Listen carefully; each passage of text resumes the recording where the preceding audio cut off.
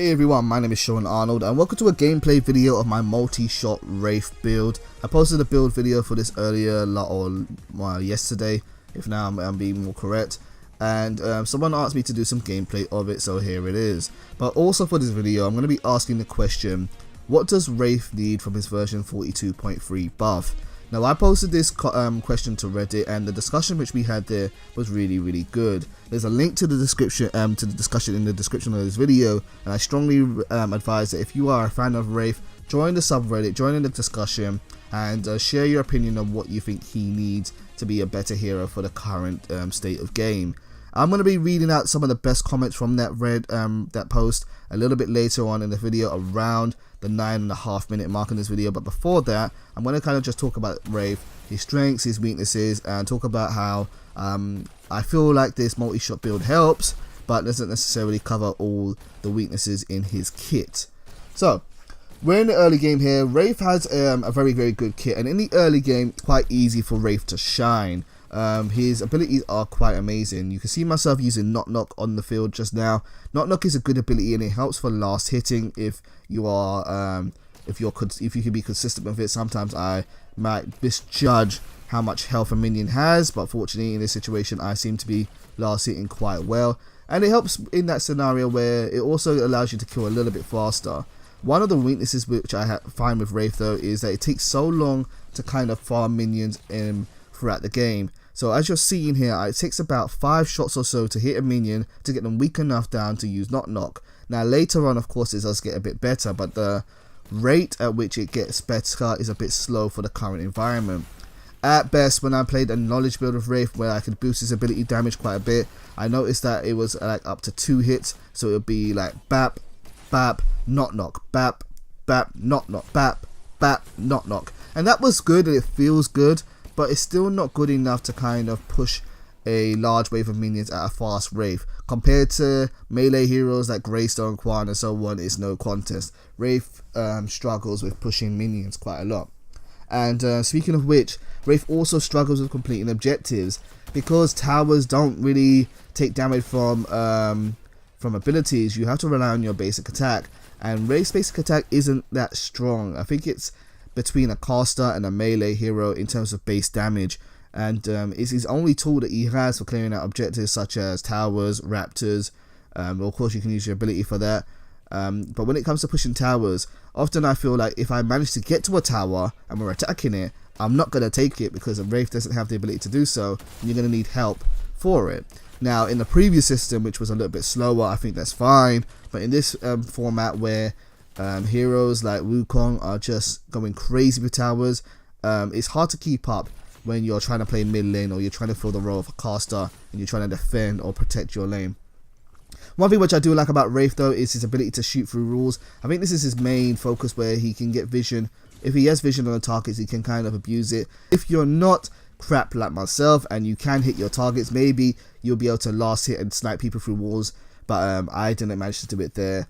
And so here we are in the deck builder, building some cards for our early game hand. One of the cards which I think is vital for Wraith is to have a ward.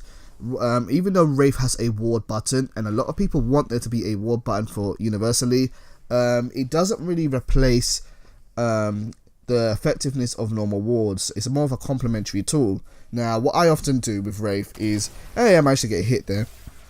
What I often do with Wraith is I won't unlock my Who's There ability until after I get my ultimate, and the reason why I'll do that is because I want to get 2 points into back it up and 2 points into Who's There ASAP, not Who's There, sorry, Knock ASAP, and so that they get a bit more damage and are a bit more effective. Both of those abilities scale quite well when they're leveled up, and I feel like they're just a bit more vital than getting your freebie ward, which isn't so free. Who's There is a bit mana intensive because Wraith doesn't have a lot of mana in the early game. You have to be quite conservative with your mana pool, but Who's There is quite easy to spam, and so I like to wait until later in the game when my mana pool is a bit higher so I can use it more frequently and just kind of spam it out there, which is what I think Wraith should be doing almost all the time. He should be providing vision for the team and providing that as a bonus for them. As you can see here, I'm trying to use my abilities and kind of harass the enemy team there. We didn't completely win this team fight. We are backing away there. And what you're seeing myself do is I'm trying to get to 13 agility ASAP. With 13 agility, you get multi-shot, and you can just be a bit more competent in pushing waves of minions and lasting a bit longer. In this scenario here, what we're just going to see is I'm pushing against this Sparrow, and it's going to be a bit of a back and forth battle, but the Sparrow just has better tools than I do at this point in the game, 18 minutes in, to kind of take this tower and push it. So I'm doing my best. I'm trying as hard as I can, using my attack speed that I've got from these two cards in my hand, Sand Speeder and Nitro Boost. I'm trying to clear out waves of minions as much as possible, but it takes time. You know, it's not terrible. It's not like he completely fails at the job and just has no hope of fighting back. He does, but he's got very, very limited options in terms of doing so. And there aren't really any cards there in the system right now which can kind of cover this. In the thread that I spoke of earlier on Reddit, I talked about cards like Cryo Agent. And Cryo Agent, when I tested it, was really, really exciting because every time you use an ability, the next basic attack does AoE damage. And it made me think, oh, maybe this is the ranged version of Thunder Cleaver, but it isn't quite as good. It isn't like a consistent effect. It only activates once every couple of seconds, and therefore it still takes a long time to clear out a wave of minions. It doesn't provide a solution to the problem, and so this is why I decided to focus this build on multi-shot. Another thing with his move though, one of his best abilities is Back It Up. Back It Up is such a great ability. As you can see, what I did there is I've used Back It Up to send Sparrow back into Iggy's fire. Now, it is sometimes a bit risky because sometimes you put enemies in a situation to escape, but Back It Up is overall, I think, an amazing ability in my opinion.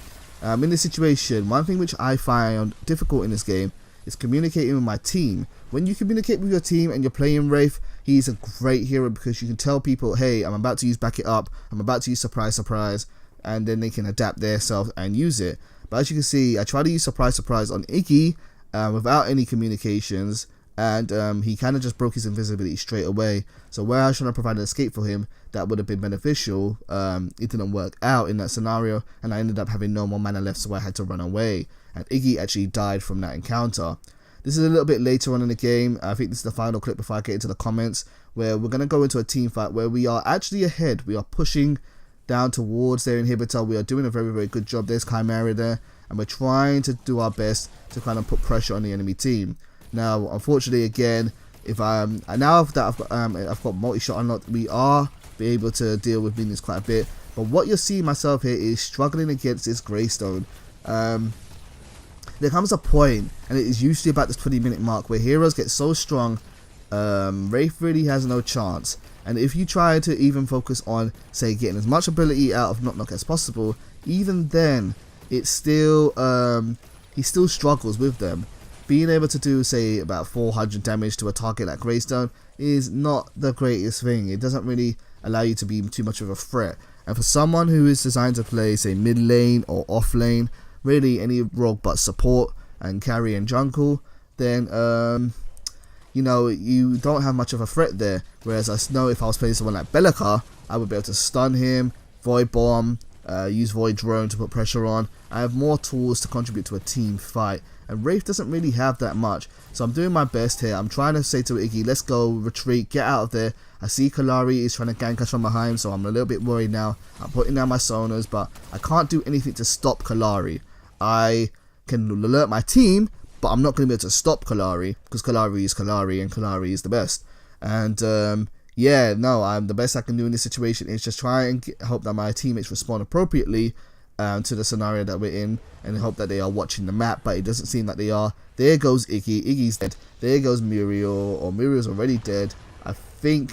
I don't even know who that was. I think that was our Twin Blast who just died. Yep, it was our Twin Blast who just died, and Chimera's in the jungle because, you know, that's what jungles do.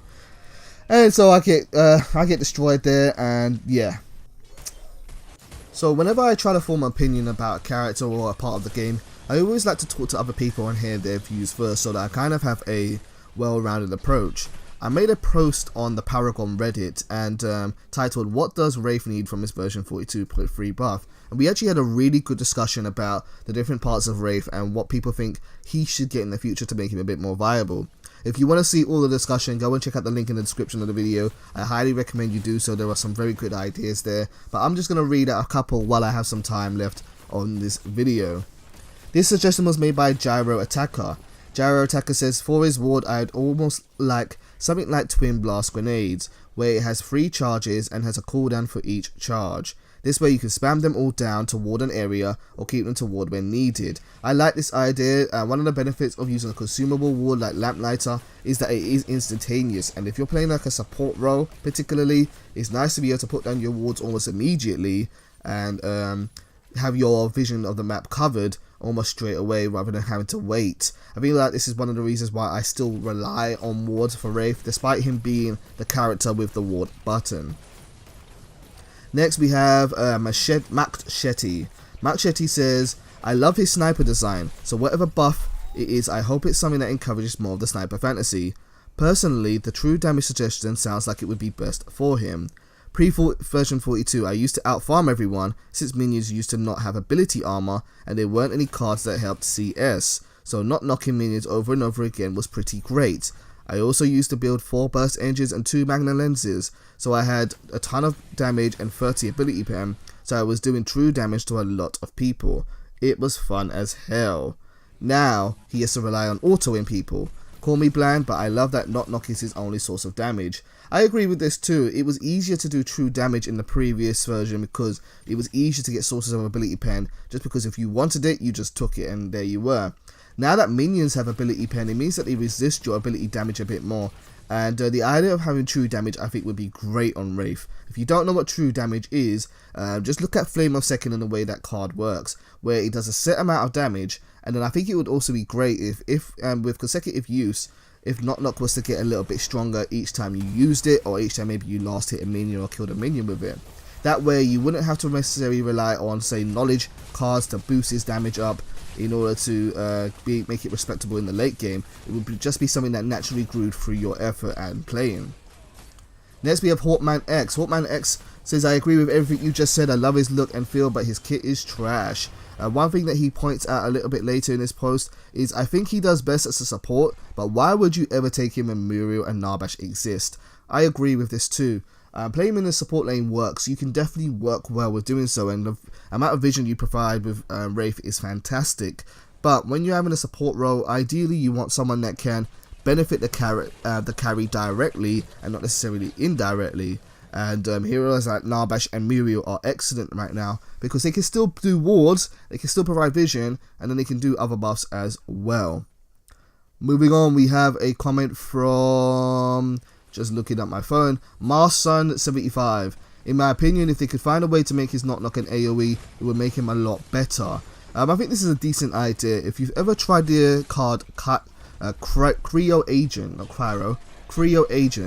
how it works is it's this game's version of Stinger Boost. So you use an ability and then you get a buff, and then your next hit onto an enemy does an AoE effect, and so it can be helpful with clearing minions. It's not that good though. Sure, it does AoE damage, but it's not necessarily as good as Thunder Cleaver and the benefits that provides. And it has a bit of a long cooldown, so you can't just keep on using your abilities and keep on doing AoE. You've got about a decent cooldown between each use, so it does make it a bit slow. I think Thunder Cleaver, it was designed to be like Thunder Cleaver, but it's not quite as good. Moving on, Dogness88 says, I think back it up should be more visible. I have seen people chase someone off a cliff around a corner for the person only to be chased and to be rewound and get away. Faster activation to match the pace of version 42.2, it should be 42.2, better would be nice. Moving on, he also says, who's there is a neat ability, but pointless in team fights. Adding something to those it marks could make it more popular. A slow would make it useful both in team fights and when someone is trying to gank. I like this idea, I really do, and we kind of already have a precedence for this in the game.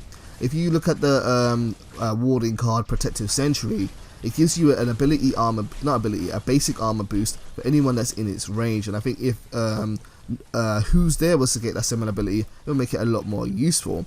For example, a suggestion which I made was that perhaps anyone who it was pinged by would have their ability armor reduced for walking within their warding range. It might be a bit too strong because people can't see race wards and they can't get rid of race wards, but at the same time I feel like he maybe could do with that kind of bonus. The idea of having a buff on your ward is actually really appealing to me.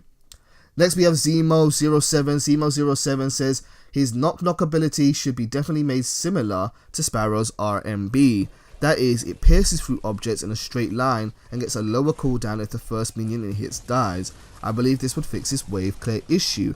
A lot of people like this idea on the thread. A lot of people felt like if his sniping ability did piercing damage, where it goes through minions but maybe hits a hero, it would be a lot more useful, seeing as you could shoot in a straight line and hit multiple minions. I don't know whether it necessarily how it would affect the whole idea that he has a cooldown on last hits, but I feel like that kind of benefit would be a bit better if it could hit multiple targets at a single time. From these threads and the way they're suggesting basically is that having more, allowing Wraith to basically hit more targets at once without relying on cards would be help him a lot and help his issues quite a bit. Maldo Nacho made a really good post saying, my list of ideas that would buff Wraith. Make him run faster somehow. Maybe give his ultimate a passive where he runs faster after not taking damage for a while. Landing a killing blow on something where his snipe releases a shockwave of energy, damaging nearby enemies. Scoping in charges up the rifle, dealing more damage, kinda like Sparrow's long shot. I like those ideas. I really think those ideas are quite good. It will require a bit of a rework for some of them, because it will be adding abilities to his kit that don't already exist, so we can't just necessarily change some numbers, but I think those are good ideas. When I have movement speed on his hero, I love having abilities like quick exit and sand speeder and nitro boost. Those really help him get around the map, and goes with the idea that he's this kind of reconnaissance specialist where he's supposed to get around the map and throw vision up for the team. Having some kind of natural movement speed would be great. He does have it in his ultimate, but having it within his kit would be great. Landing a killing blow on something where it does a shockwave of energy, again, the idea of giving him some AoE damage, kind of like Cryo Agent again. Scoping in charges up the rifle, I like that idea. The idea that he can charge up and get more power from it by scoping in and homing on his targets, that would be a good idea. And some quality of life changes Maldo Nacho would like to make. Scoping in gives some vision of minion health bars in range of the snipe. When you zoom in, you can't actually see their health bars, and so you kind of got to go with what you saw before to know when to last hit them. Increase base health and mana regen, that would be helpful. Lower mana cost on his sniper and wards, that would be helpful. And he likes Gyro Attacker's idea for sonic ward charges like twin blast grenades. And yeah, so those are the opinions which were, or some of the opinions which were made on Reddit. I like this last one here by Just Another John Doe. I consider Wraith a support hero. Anyone who says otherwise can go fuck themselves. And so there you have it. This was a really good discussion. I feel like I'm really looking forward to Wraith. I know everyone's going to be playing Drongo come Tuesday, but I am really looking forward to playing Wraith and seeing whether he becomes a bit more viable for the current meta. And that was a really good discussion, and I quite enjoyed that. Guys, thank you for tuning into this video and listening to me talk about this character and analyze him a bit and talk about what his strengths and weaknesses are. If you've liked this video, please, as I'm sure you're aware, support the channel by subscribing. I'm trying to make more videos to spread more information throughout the community, even though I know there's quite a lot of people that do that quite well. And yeah, no, I'm just really looking forward towards the next big update come this Tuesday and checking out some Drongo action. Thank you guys for tuning into this video, and I'll see you soon. Take care.